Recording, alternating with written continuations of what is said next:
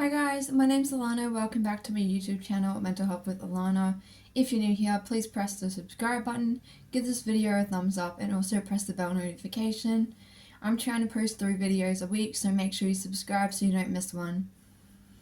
For today's video, I'm going to be talking about ways to prevent going into a manic or a psychotic episode, or how to reduce symptoms of psychosis and mania.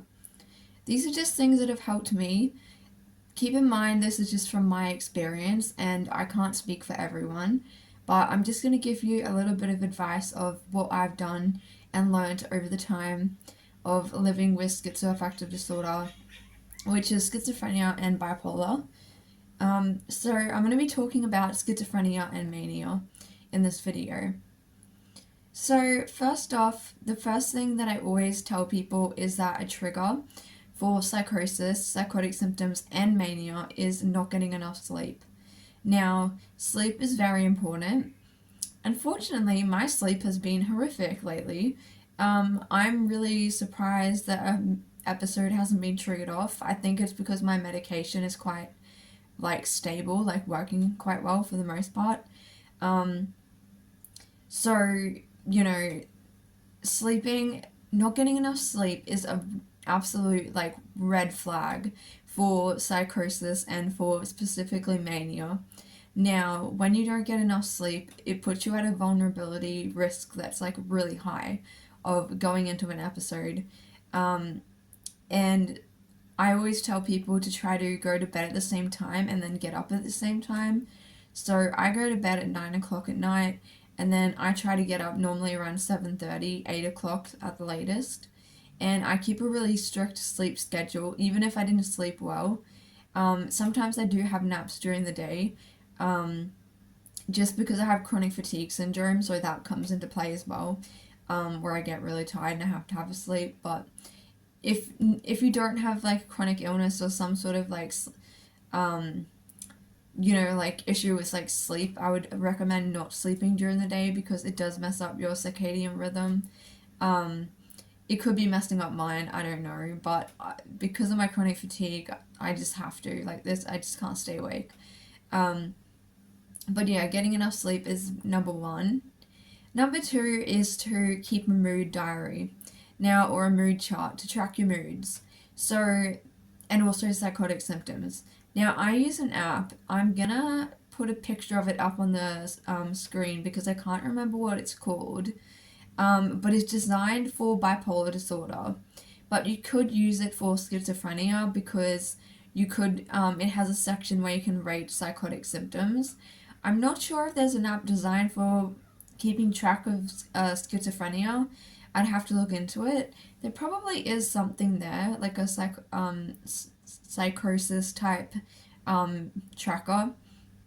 And this basically means that you're tracking your symptoms every day. And this will show you, because with schizophrenia and bipolar, you lose insight often that you're actually becoming unwell.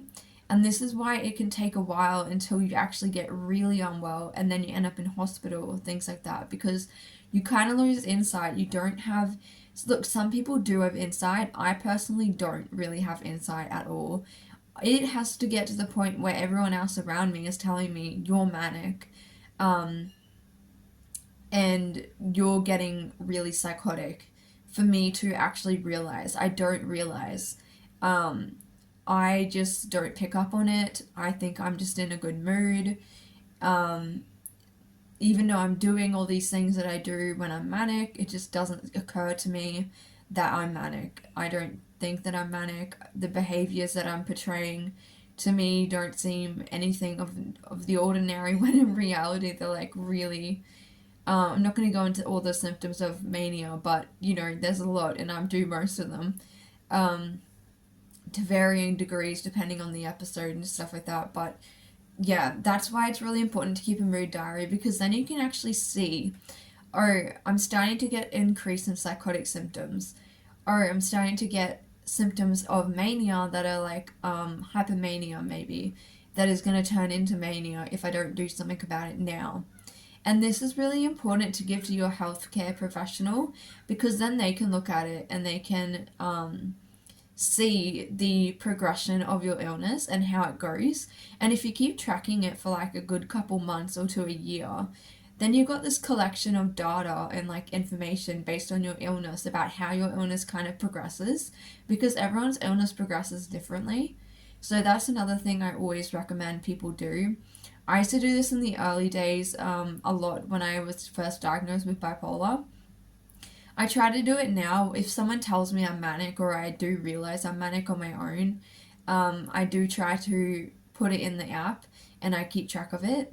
It's a really great app and I really like it and I've used it for years, and you can actually just go back. It creates graphs for you.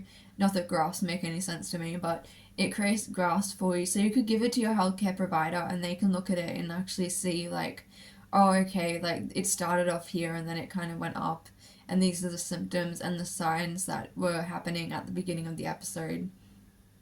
Another thing that I would suggest is to have someone around you who knows you well enough to pick up on the signs of psychosis and mania. So this could be a friend who you see or a family member, or like in my case, I have support workers who've had experience like within their family of schizophrenia and bipolar actually, so it's quite helpful. I would say, yeah, it's important to have people around you who see you at least every now and then, just so they can kind of observe your behavior and check on you. And if you're starting to do things that are signifying psychosis or mania, then they can, you know, like help you do something about it or let you know, or, you know, try to get you help. This leads on to the next point, which is try to get help early. If you notice that you're getting manic, if you notice that you're getting psychotic, try to get in with your healthcare provider quickly, like your doctor or your psychiatrist, because medication changes could be made and that could stop you going into an actual full-blown episode, because that's what you want to prevent. You don't want to end up being completely manic, out of your mind, really psychotic where you've lost touch with reality, really unwell, that you end up in hospital. You know, we want to avoid that. That's not the ideal situation. You know, no one wants to be in hospital. It's not fun.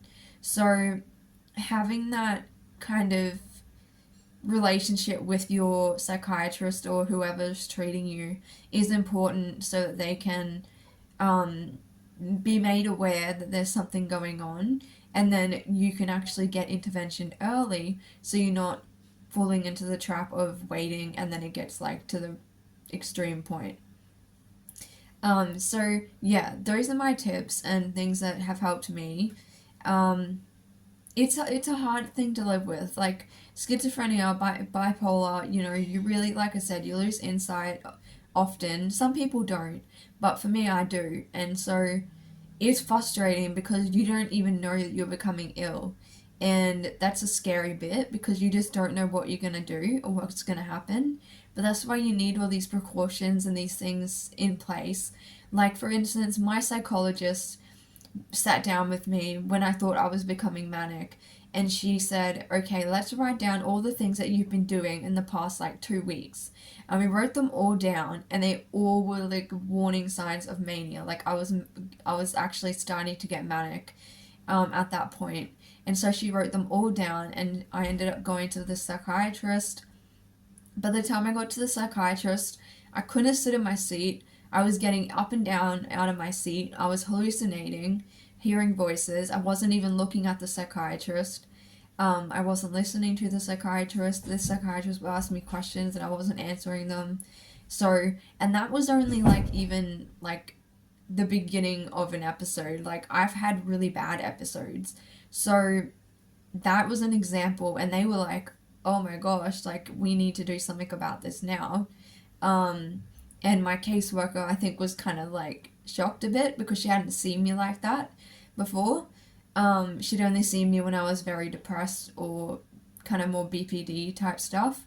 So I think for her, she was quite surprised. Whereas obviously the psychiatrist would, like, the psychiatrist didn't let on that she was noticing anything, but she obviously would have, because I wasn't even like flipping sitting in my seat. Like, that's how I get. I just can't sit in my seat. Like, I can't stop moving. I'm not listening. I'm hallucinating. I'm, you know, or I'm talking really fast and I won't shut up. or saying weird things, like, you know, stuff like that. So, yeah, but anyway, I hope that this gave you something to kind of go off and that this helped. If you're struggling with this, I'm really sorry because I know how difficult it is and how hard it can be. It's just something that unfortunately, when you have to live with this, it's like an ongoing battle of keeping an eye out for symptoms all the time because you don't want it to progress into something that's really big. But yeah, so that's the video. Hope this helped you guys. Thank you so much for supporting my channel, and I'll see you in my next video.